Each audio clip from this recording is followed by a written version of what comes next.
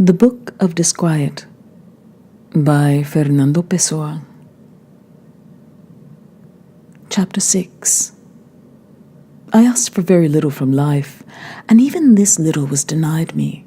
A nearby field, a ray of sunlight, a little bit of calm along with a bit of bread, not to feel oppressed by the knowledge that I exist, not to demand anything from others, and not to have others demand anything from me. This was denied me, like the spare change we might deny a beggar, not because we're mean-hearted, but because we don't feel like unbuttoning our coat. Sadly, I write in my quiet room, alone, as I've always been, alone, as I will always be. And I wonder if my apparently negligible voice might not embody the essence of thousands of voices, the longing for self-expression of thousands of lives, the patience of millions of souls resigned like my own to their daily lot, their useless dreams and their hopeless hopes. In these moments, my heart beats faster because I'm conscious of it. I live more because I live on high. I feel a religious force within me, a species of prayer, a kind of public outcry, but my mind quickly puts me in my place. I remember that I'm on the 4th floor of the Rua de Doadores, and I take a drowsy look at myself. I glance up from this half-written page at life, futile and without beauty, and at the cheap cigarette I'm about to extinguish in the ashtray beyond the fraying blotter. Me, in this 4th floor room, interrogating life, saying what souls feel, writing prose like a genius or a famous author. Me, here, a genius. 7. Today, in one of the pointless and worthless daydreams that constitute a large part of my inner life, I imagine being forever free from the Rua dos Doadores, from Vasquez, my boss, from Morera, the head bookkeeper, from all the employees, from the delivery boy, the office boy, and the cat. In my dream, I experienced freedom, as if the South Seas had offered me marvelous islands to be discovered. It would all be repose, artistic achievement, the intellectual fulfillment of my being. But even as I was imagining this, during my miniature midday holiday in a cafe, an unpleasant thought assaulted my dream. I realized I would feel regret. Yes, I say it as if confronted by the actual circumstance. I would feel regret. Vasquez, my boss, Morera, the head bookkeeper, Borges, the cashier, all the young men, the cheerful boy who takes letters to the post office, the boy who makes deliveries, the gentle cat, all this has become part of my life, and I wouldn't be able to leave it without crying, without feeling that, like it or not, it was a part of me which would remain with all of them, and that to separate myself from them would be a partial death.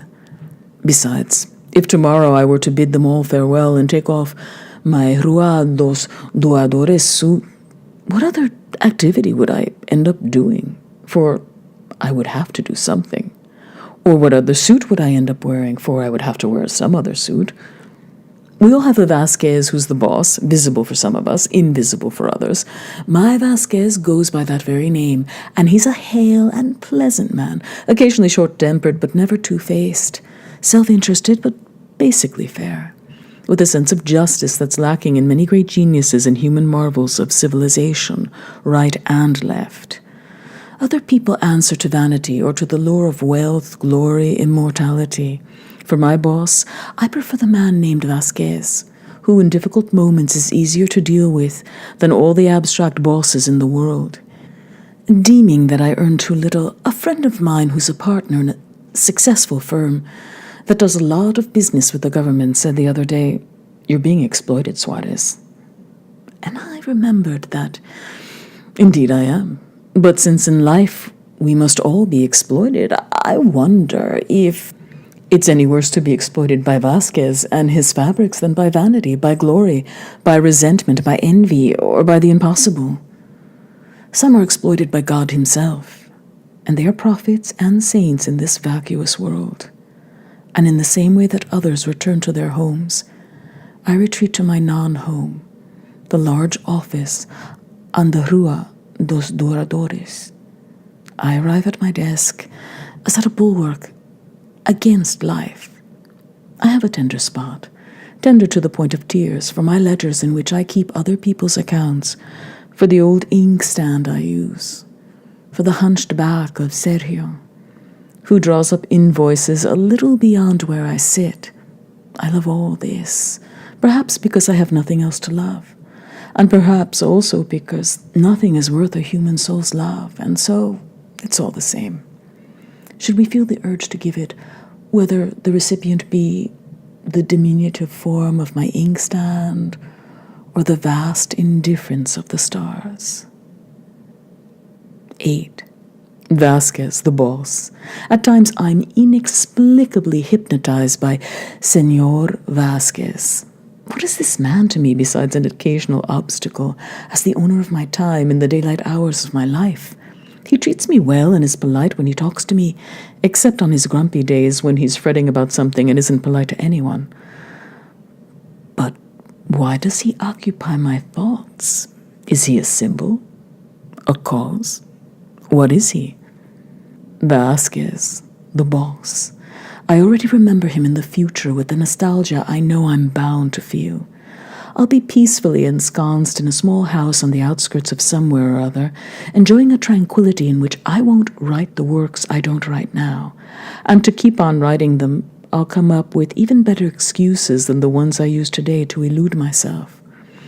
Or I'll be in an institution for paupers, happy in my utter defeat, mixed up with the rabble of would-be geniuses who were no more than beggars with dreams, thrown in with the anonymous throng of those who didn't have strength enough to conquer, nor renunciation enough to conquer by not competing.